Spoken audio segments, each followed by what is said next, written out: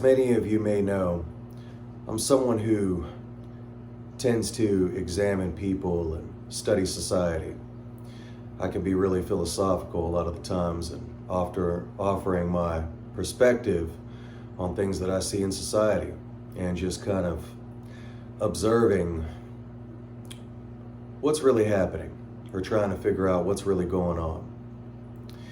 And I was talking to my girlfriend the other day. That's me. Hey, baby. Hey. I was talking to my girlfriend the other day, and I thought about it. I felt like I had an epiphany. Masculine energy has disappeared, since the boomers and the Gen Xers. You think about a lot of the hip hop. What do we see in old school hip hop? In my opinion, one of the things that we see is that it was a lot more masculine.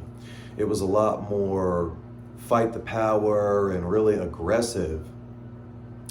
And it wouldn't let itself be controlled. It was the type of music that was really rebellious. The people that listened to it were really badass and would be real quick to be like, man, fuck y'all. What you gonna do then? Then do something about it. And rock was the same way. Rock was a very dominating force of the 90s, 80s, 70s, etc., as well as a lot of funk music and hip hop, later hip hop. And when you look around in society, that's disappeared in the last 20 years. It seems like it's kind of gone away. You'll notice that pop music has really taken over, and men don't sound nearly as masculine, tough, and hard as they used to. And,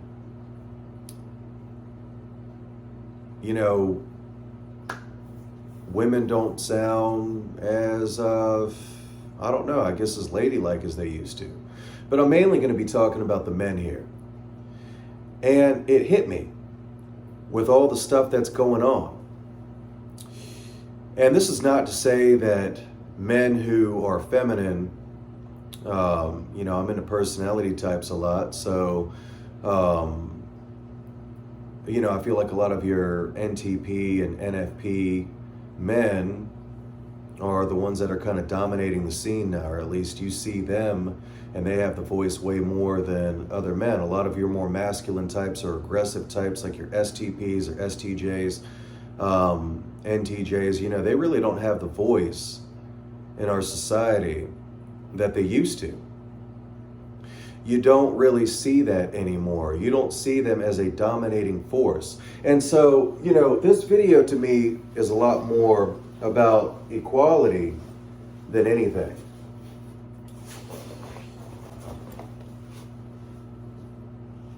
Because boy bands like NSYNC, Backstreet Boys, yeah, they were around in the Gen X time period. They were around in the 90s. But so was hard rock. So were the guys who rode around with the badass cars with the stickers that said badass boys drive badass toys. And the gangster rappers were making their hardcore shit. Rappers today aren't really hardcore like Tupac or Eazy-E or No Limit, and just a lot of people like that were just really, really masculine. These were very masculine men. And masculinity now is viewed as very taboo and toxic in general. It's viewed as misogynistic. It's viewed bad in just about every damn way you can think of. And so I got to thinking, why is that? Why is masculinity so discouraged, and why is there an overrepresentation of feminine men? And I thought to myself as I was looking at the news, this is why. If you look at the news and if you follow the media, mainstream media, conspiracy theories, whatever, I think that it's fair to say that we all kind of feel that the government wants to control us. The government wants to be able to tell us what to do, and they want us to submit. Key word there, submit. They want us to submit and fall in line. And I thought to myself, what is the essence of masculine energy? Masculine energy is all about drive and purpose. It's all about standing their ground. It's all about fighting and bucking, for what they believe in, right? Masculine energy, when you try to control them or tell them what to do, they're not going to be the type of men that are like, okay, well, guys, we're really making a scene here, and I think we just better put on our mask and, because it's just kind of what the establishment wants. No, masculine energy is going to be like, fuck you, you ain't about to tell me to do shit. Come over here and fucking make me. What? It is aggressive. And then it all made sense.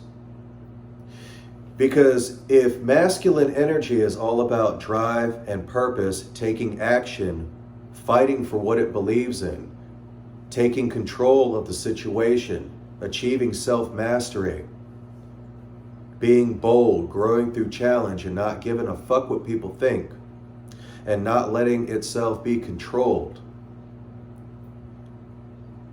then that's exactly what they do want to stop.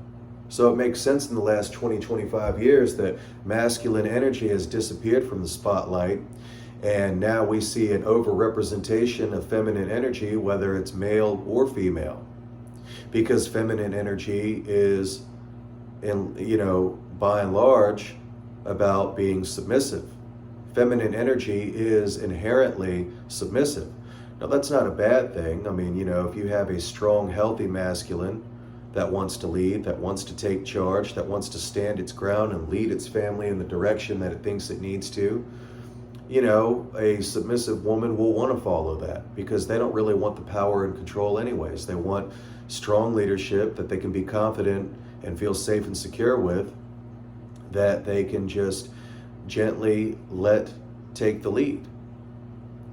And so it just really had me thinking, this has got to be the reason that they have discouraged masculine energy in recent decades, because masculine energy will tell you to fuck off when you start trying to control society, when you start trying to take over and weasel your little snake-like way, into their world. They're gonna fucking stomp on your fucking neck and be like, what the fuck do you think, what the fuck do you think you're doing? No. Oh, well, we want you to do this. No. Oh, well, we want you to do that. No. Well, there's a curfew. No. It's not going to submit, because masculine energy's essence is not about submission. It's about fighting for what it believes in, fighting for its purpose, and standing its ground. So, that was really all that I had to say. That was just kind of a revelation that I had the other day. And, like I said, if you study polarity, if you study sexual polarity, and if you study, kind of the balance of masculine energy and feminine energy, now I believe you need them both, and they are both beautiful, and they harmonize so well together. So, like I said, I'm not slamming feminism. I'm not slamming feminine women. I love feminine women. As a masculine man, I love a feminine woman. I think that is a beautiful thing. Now, feminine men might want a masculine woman or a masculine man, or a masculine woman might want a masculine man, or a feminine woman or a feminine man. It really doesn't matter, and I'm not really here to judge or anything like that. I'm not saying that there's anything wrong with that. I'm just saying that I wish that we could go back to the time where there wasn't such an overrepresentation of feminine submissive energy in society, and you had a lot of that hardcore kick-ass masculine energy that the boomer generation and a lot of the Gen Xers had, because that was the balance to me when it comes to keeping society balanced, to not being controlled, to not submitting, especially blindly or being sheep-like. So, that was really about all I had to say. You got anything to say? Yeah, baby.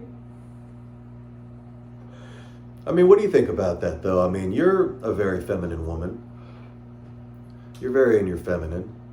I am not on the camera due to technical difficulties, but yes, I am very, very feminine. I like masculine men. I mean, it's not even a you're controlling me type of way or you're dominating me. It's no, you're the man. I'm a ESFJ, like he stated. So me being an ESFJ, I'm very traditional. I feel like the man should work, make the money, provide, take care of the family. I'm a woman. I should cook, clean, and make sure the house is in order. And I'm very, very much like that. No, I'm not spineless. I stand up for myself. Shit. I stand up. She's not spineless, trust me. I stand up for myself. You Push know, her a little too hard. but not that bad. But no, I mean, yeah. What do you think about, though, the whole societal situation here, though? You think I was on point at all? Yes, 100%. You made sense. I mean, prime example, a coworker I have at work, you know, he's very, very liberal, drives a liberal car, acts like a liberal man. Nothing against liberal. I am more liberal than I am conservative, but he is 100% liberal. Hey, Mimi, you don't have your mask on, and he's a straight man. I'm not making this voice to, make him sound like he's gay. They tend to fall in line. Yes, but they fall in line. Oh, did you get vaccine? Did you get your boost? No. And then prime example, Demonizes, who is the total opposite of him, is strong, and he's like, no, I don't know what's in this shit to just be putting it in my body. I don't trust the media. So he stands up for himself, and it's just a prime example. Babe, you were 100% dead on with this. Thank you. I think I am. Yeah, I think you are. I mean, I took a look at society. I'm thinking, what's really changed? I'm thinking, you got an overrepresentation of, you got an overrepresentation of, feminine energy. And I think that society lacks balance because of that. You got all these spineless men who drive these unmasculine looking cars. I mean, I guess my point is we've got to stop demonizing masculine energy. We've got to stop letting society tell us that masculine energy is toxic. Yes. Because in balance, it's not toxic. It's not. Just like in balance, feminine energy is not toxic. Because I can guarantee a lot of these liberal feminist women still want that. Prime example, we went out with a couple of my girlfriends tonight. 2 of them that I know, Cheyenne and her sister. Yeah. They are very, very much liberal feminist women. Yeah. And they are submissive. Yeah. Very Still submissive. Yes. So, and they don't want to simp, and I'm not saying that liberals are simp, but masculine men dominate in not a weird Christian gray way. They dominate in a way where they're strong and they lead. Leadership. And that is not what society wants these days, which is No, so weird. no, it's not. It's not. I mean, they're the type, you're right. I mean, they stand up when they say something's, they see something wrong, and they take leadership action. They say, no, this is not right. And we need to stop right here. We need to consider what they're trying to force us to do. And I think one thing that they're trying to force us to do right now is really just demonize masculine energy completely and, label any kind of masculine energy, healthy or not, whether for a good purpose or not, as misogynistic. And I think that's where we as a society need to stop and say, okay, wait a minute, what's going on here? I mean, let's take a step back and challenge this. Because I think masculine energy is all about challenging too. You look at the older generations of rock music or gangster rap and hip hop, and those were men who would challenge what they did not think, wrong or right. They would challenge what they thought was not right. And so naturally, I mean, you would think they would want to discourage that in society if it is as totalitarian as it looks, and it looks very totalitarian. They'd want to discourage that kind of masculine energy from the masses, because they know that that is the type of energy, and those are the type of men or women or whatever that would challenge the status quo, that would challenge society, that would be like, okay, hey, hold the fuck up. You're not about to tell me what to do. You're not about to tell me anything. It'll be my choice, and I'll make that decision for myself, and you can fuck off, thank you. You can back the fuck off. So, I think I covered it. I don't know. I think that was everything I wanted to say. Is that everything I wanted to say? That was everything you wanted to say, baby. I love you. I love you. All right, well, that was my thought for the night. You can take it and shove it up your ass. You can take heed to it. It don't make no difference, because I think it's true. Because we don't give Prove me a fuck. wrong.